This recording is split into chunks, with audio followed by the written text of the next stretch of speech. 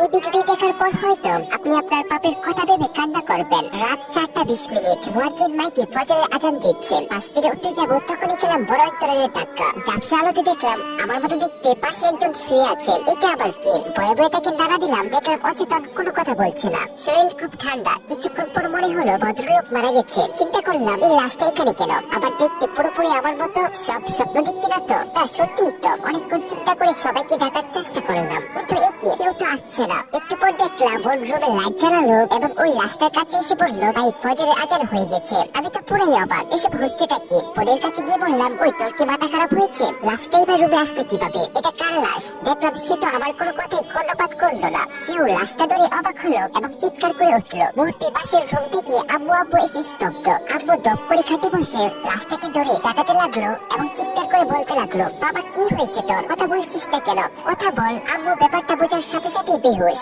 চিৎকারের আওয়াজে চাচা চাচি ভাই ভাবি কাজিনরা সবাই জড়ো হলো। লাশটা দেখে সবাই ইন্দানিল্লাহ পড়তে লাগলো। আশেপাশে কান্নার রোল পড়ে গেছে। মুয়াজ্জিন যখন আমার বাবার নাম নিয়ে বললেন, অমুকের ছেলে অমুক ইন্তেকাল করেছে, তখন মনে হাই ভোল্টেজের সব খেলাম। সবাই আমাকে বাদ দিয়ে লাশটাকে নিয়ে ব্যস্ত হয়ে পড়লো। কাউকে বুঝাতে পারলাম না যে আমি বেঁচে আছি। মনে হলো সবাই পাগল হয়ে গেছে। এক কাজিনকে খেপে গিয়ে একটা ধাক্কাও মেরেছিলাম, কিন্তু দেখলাম সে বিন্দু পরিমাণ প্রতিবাদ করলো না। ফজরের পর লাশটা গোসল দেওয়ার ব্যবস্থা করা হলো। মুয়াজ্জিন সাহেব আরেকজনকে নিয়ে আসলেন গোসল দিতে। দুজন বলাবলি করতে লাগলো, আরে মৃত্যু কার কখন আসে বলা যায় না, এরকম তাগড়া মানুষ মারা যাবে কেউ ভাবছেন? কাল বিকেলেই তো আমাদের সাথে হাসি খুশি ভাবে কত কথা বললো। আমি লাশের পাশে ছিলাম, দাঁড়িয়ে ওনাদের কথা শুনছিলাম। গোসল দেওয়ার পর কাফনের কাপড় পরিয়ে খাটিয়াটার উপর লাশটা রাখা হয়েছে। লাশ ঢাকার জন্য মসজিদ থেকে কালো রঙের কাপড় আনা হলো। সবাইকে শেষবারের মতো লাশ দেখার সুযোগ দেওয়া হলো। এখনো আমার কাছে সবকিছু পরিষ্কার না, কিছু বুঝতে পারছি না। বাসার আশেপাশে প্রচুর মানুষের ভিড়। আত্মীয় স্বজন বন্ধু বান্ধব সবাই এসেছে লাশটাকে দেখতে। কত পরিচিত মানুষ কান্নাকাটি করছে,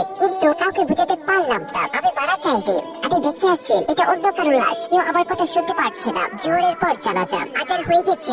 লাশ নিয়ে যাওয়ার মুহূর্তে আম্মু আর বোন লাশ ধরে সে কি কান্না। আত্মীয় ওরাও কেঁদে উঠলো। আহা, হৃদয় স্পর্শী এক দৃশ্য। অবাক ব্যাপার, এর একদিন আগেও ঠান্ডা সর্দি লেগেছিল, হালকা জ্বর ছিল। দু একদিন যাবৎ ঠিক মতো নামাজ আদায় করতে পারছিলাম না, কিন্তু আজ কিছু মনে হচ্ছে না। আমি পুরোপুরি সুস্থ আর শরীরটাও তোলার মতো হালকা মনে হচ্ছে। যাই হোক, লাশটা চৌরাস্তা ঈদগাহ মাঠে জানাজার জন্য নিয়ে যাওয়া হলো। ঈদগাহ মাঠ লোকে ভরা, একটু জায়গাও খালি ছিল না। বাবা হালকা একটু কথা বলার পর ইমাম সাহেব একটু বয়ান করে জানাজা পড়ালেন। জানাজা শেষে লাশ কবরস্থানে নিয়ে যাওয়া হলো। সেখানে গিয়ে দেখলাম দাদুর কবরের পাশে একটা কবর খনন করা হয়েছে। ঠিকঠাক ভাবে লাশ দাফন করে সবাই আত্মার মাগফিরাতের জন্য দোয়া করতে লাগলো। মুনাজাত শেষে সবাই যার যার মতো চলে গেল, কিন্তু বাবা মা বসে থাকলো। তাদেরকেও জোর করে নিয়ে যাওয়া হলো। অবশেষে আমার কাছে সব পরিষ্কার হতে লাগলো যে আসলে আমি আর এই জগতে